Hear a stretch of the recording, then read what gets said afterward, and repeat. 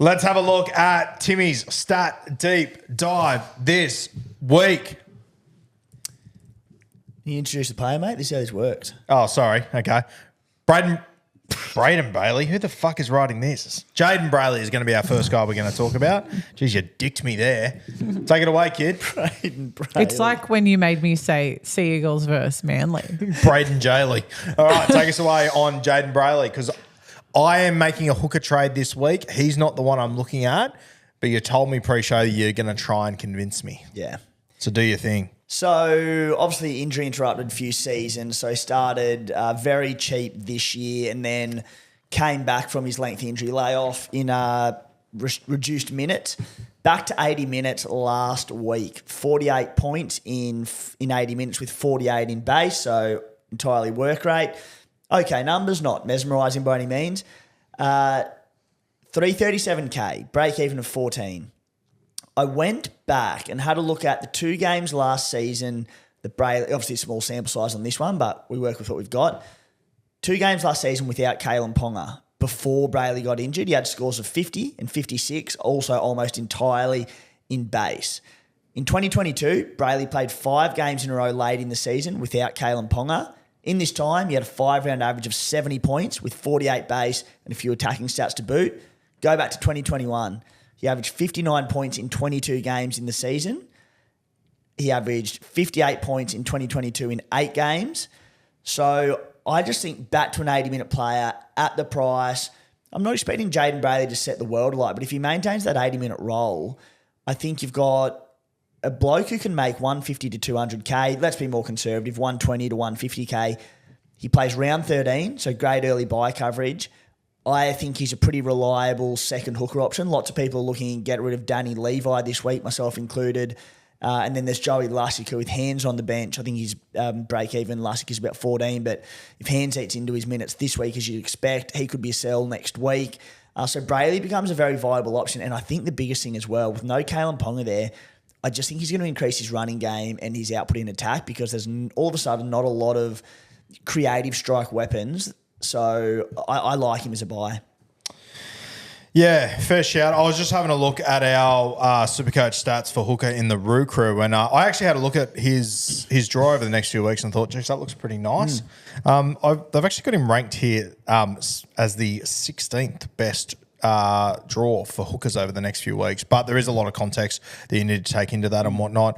Mate, I am looking at Wade Egan. He's probably the one that I don't know, I've just got a bit of a hard on for Wade Egan at the moment, so seriously considering him, but I can see the merit. I can 100% see the merit in Jayden Brailey. Do we think he plays 70 plus minutes each week? Like, did the Kalen Ponga injury, like, did that force Phoenix Crossland elsewhere last week? I was out watching Josh play that game, so I didn't really get to watch it closely. Possibly. He played 70 the week before as well, though. Yep. And historically, he has been an 80-minute hooker. So, look, I don't know, potentially, but look, I think worst case, if he's a 60 to 65-minute hooker and Crossland does eat into his minutes, it's not ideal, but I don't need a star in the hooker slot. I mentioned last week I was keen on Harry Grant, and before the Ponga injury, I was going to go Levi to Grant, who's bottoming out in price, has not found an attacking stat this year. But I've got Robson there, so look, I'm sort of looking at just going, you know what, I don't really want to play my second hooker, so I'm happy for just to have a bloke who's going to plug a hole there and do a job. Yeah, interesting. Let me ask you this, mate. Do you think, based on how we've gone so far this year, do you think that Harry Grant still ends up being the number one hooker? On average, yes. Yeah? Okay. Total points, hard to say because of the origin period and because the Melbourne are flying and going well. Does he miss out on games? Does he get early showers? I still think he's the top averaging hooker, yes. He's 60 this season. He's had like one try. No, sorry, I don't think he hasn't scored. He has one try, it's just one try contribution. I don't think he has a line break. They're going to start coming. He's too good. Yeah. Yeah, and you have a look at, where Harry Grant is right now. He's averaging 59 with literally one attacking start. Reece Robson's the top averaging hooker at the moment, 69.9, and I think he scored a few tries in the first few weeks and a couple of hundreds and whatnot. So it's going to be interesting. So Robson, yeah, he had just the one try, surprisingly, but 4 or 5 try assists, and he's averaging 9 points more. So it's like, on Egan. By the way, just on Wade Egan, you're staring straight at the devil's dick there. 666,000 with an average, and he scored 66 last week. You almost have to. I know I will, but I like the Egan play. Brailey, 330k cheaper. It's a lot of, in your words, bicky. it is a lot of bicky, yep, and it is something for me to seriously consider this week. But I don't know. I'm a big Wade Egan guy. Fuck, he's been scoring well the last few weeks. He's sort of flown under my radar a little bit, to be honest. Hasn't missed a minute the last 4 weeks either. And you look at his season average, that's taken down by 34 points in 34 minutes in round 1 where HIA injury, I can't remember, but then missed 2 weeks. So you look at his last 4 rounds, looks like he's averaging early 70s in that period, so mid-70s. 69, 88, 78, 66 the last 4 weeks with a Titans game coming this week. I think the other thing to consider when you're talking about hookers too is that Harry Grant, I think his run over the next few weeks is pretty delicious. It's very good. So, yeah, plenty to look at there when it comes to hookers. Mate, the next guy on your list is another hooker, Appy. Ooh, what are we thinking? You're still an owner, I assume? Yeah. I'm not. My question here is, look, I don't think anyone's going to panic by any means with Appy. My question is more to you directed as an owner. Do you think he's a season hold? Because there's the Origin concern. We've mentioned that there are a few hookers sort of emerging. Started the season red hot. Since then, scores of 36, 63, 60 and 45 in his last 4 games. Still playing 80, still goal kicking. My question in the stat that I found around him was that 15 runs in his last 4 games. Yep. He hasn't busted a tackle in 3 of his last 4 games. He only had 1 run against Penrith. I'm fully aware that Penrith are a different beast, particularly for hookers, because when they don't win the middle and you're on the back foot, it's hard to run as a number 9. Yep. And just the other thing with Appy, just misses a lot of tackles. Like he's averaging 5 missed tackles per game. So that's coming straight off the top of his score every week. Question to you, do you see him as a long-term hold or not? Honestly, mate, the last few weeks I've had Appy sitting up there at hooker, and we've had so many other fires and so much other shit. I haven't even paid that much attention to him. But I mean, if you take out the Penrith game where 36, and we know the rule with Penrith, you score less. It is what it is. I mean, he's gone below 60 once. Yeah. Like he's just not causing me dramas at the moment. Is he a long-term hold? Maybe he's not a keeper, but mate, if nothing else steps up at hooker, I think he could do much worse. I think if he didn't get picked for Origin, you could probably hold him the season, provided he keeps his 80 minutes in goal kicking. Yeah. Origin will be the spanner in the works. Yeah, it will be the spanner in the works 100%. But I think, and I was really worried about that last week until you made a really good point that, okay, the guy will probably play 50 minutes. Like he's not going to play 80. Yeah. So Tigers need him. Yeah. And look, I don't think he's a keeper, but I'm just not seeing anything else that's really jumping out at me. I think all these hookers, Reece Robson, Apisai Koroisau, possibly to a lesser degree Marshall King, who's killing it.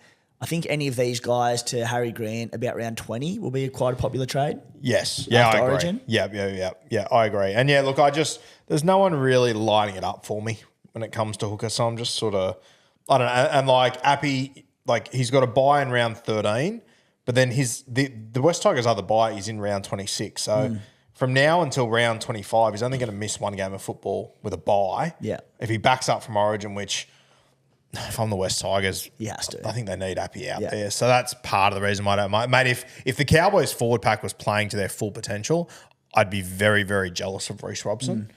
But at the moment, they're just, in saying that, they have got a good run coming over the next few weeks. Yeah. A couple of flat tracks. So that scares me a little bit. That's enough fucking hooker chat. I'm done with it. Back to front rowers. Yeah, back to front rowers. No. Fifita, Dave Fifita, mate. Scored from dummy half on the weekend. I wasn't stoked about that. Would have loved to have got him a little bit cheaper. I probably can't make it work over the next week or two, but long term, I'm sort of thinking maybe just after Origin, I'll bring Fifita in. What are you thinking? Yeah. So, mate, much like you and a lot of other super coaches out there, he's come back really good, not even playing his full 80 minutes yet, but averaging 73.8 on return from injury in a pretty ordinary Titans outfit. I was thinking, try and get him in the next few weeks, get the early jump on people. Very poor Origin schedule for Fifita and the Titans. He's going to miss round 13, round 16, round 17, in round 19. It's going to kill me, but, you know, I know last year after Origin 1, I think it was, he either got rested or... No, I think he played 20 minutes off the bench or something. I just think with that really, really poor schedule, I think we got to wait till after Origin. Yeah, and I think, you know, if Jesse Hazel's happy to play him off the bench now, imagine when we're mid-Origin. It's going to be a nightmare. Every chance to play good minutes during Origin as well. I just think, even this year, I think with the Titans, like, they're obviously battling and they're going to need him to play good minutes. They'll be desperate for it. But if scores blow out, he's going to be the first person to come off post-Origin 1, post-Origin 2, et cetera, et cetera. So, yeah, it kills me, but I don't think I'm going to own Dave Fifita until after Origin. Yeah, I'm the same. Nathan Cleary, mate, I've held him this entire time, so I'm sitting here like a Cheshire cat. I think you two are going to bring it. Well, actually, I know you're considering bringing him. What do you think, Catman? I am pretty happy with my halves at the moment. I've got SJ in there and I've got Nico Hines, and I feel like both are capable of scoring very well. I do have the cash in the bank should I want to bring Cleary back in, but I think he may come back a little conservative. So I would almost be willing to wait a little. That's just my gut. And Timmy said, listen to it. So I think if I was you, I would wait with that Titans matchup for the Wars at home. I back SJ to outscore Cleary this week against the Titans. And then there's the returning from a hamstring injury, so a concern there. So I think if you're a DC or an SJ owner, I'd be holding them one more week and then have a look at Cleary.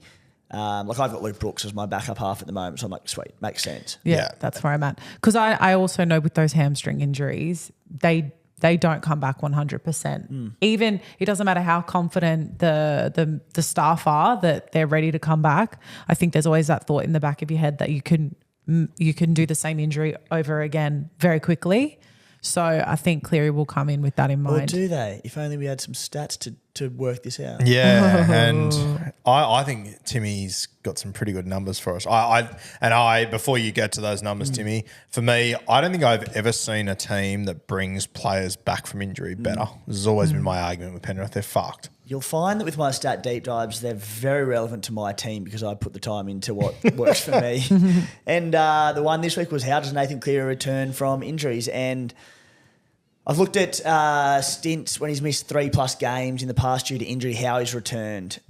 Last season, he missed 5 club games, then returned with scores of 81 against the Bulldogs, 190 against the Sharks, 103 against the Storm. Go out to 2022. Missed the first 3 weeks of that season with, I think it was a hamstring injury, returned with scores of 34, 57, but then went 151, 158. Now, the disclaimer with that one is like it was the start of the season. I think that was the shoulder from the World Cup. Yep. We know still though. Yeah, but like we know players start slow at the start of the season, particularly spine players, halfbacks. So willing to look past that one a little bit now that we are up to round 8. But yeah, then went 151, 158. Missed 5 games on the trot at the back end of 2021. Returned with scores of 82, 86, 100 and 89. So basically what I'm saying is historically he returns pretty damn good. And while there's obviously going to be some concern with the hamstring, I think there's enough there to say I'm keen to get him in. Yeah, no, I agree. But if I was Cat and I had Warriors v Titans this week, I can fully understand waiting a week. I would. I'd 100% wait a week.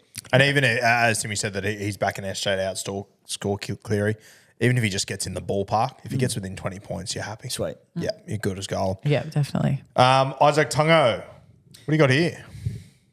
Just, again, it's the Cleary impact of him, isn't it? He's very hot and cold. For a bloke with enormous base, 36 per game, and it was the same last year, very hot and cold. Tago. Very hot and cold, You feel like with his base, he shouldn't be so attack-reliant, but then he does seem to be. It's weird.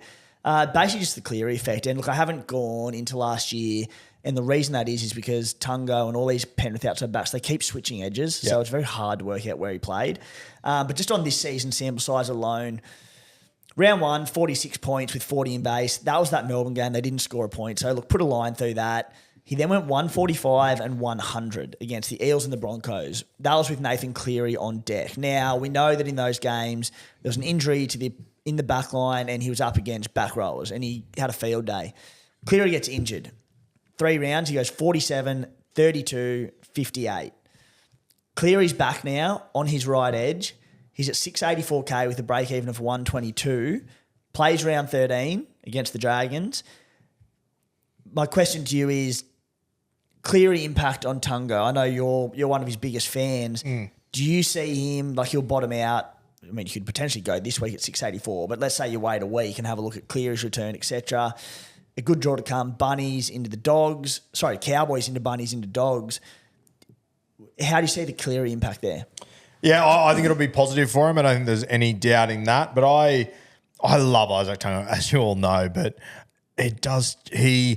sometimes Penrith can score 40 points and he still scores 40. Sometimes they can score 12 and all of a sudden he's on 90. He's one of the hardest players to actually predict. So hard to catch, isn't he? He's so hard to catch. And for me, I think he's just a little bit too hard to catch. And especially for guys like us, like we've already got Terrell May. I think that's enough for me from the Penny Panthers. Yeah, I would give anything for Taylor May to go to the right edge and be outside of Cleary instead of Luai, but it'd be interesting to see if something was to happen to like Izack Tago and they had to bring Paul Alamonte in, whether he'd play left or right, because he's played left the vast majority of his first grade career from memory. He played left to Canterbury last year. I don't like what I'm seeing from the Panthers left this year. Take Supercoach out of it, they just look clunky. Like Brian Toto hasn't looked like scoring a try since he's gone to the left. Taylor May hasn't looked like touching the ball in decent attacking space since going to the left. When he's been on deck, yeah. Anyway. Next guy on our list, May. I assume we're talking of the Terrell variety. We are Terrell. 13th, last time I checked, this probably changed a little bit, but 13th most sold player.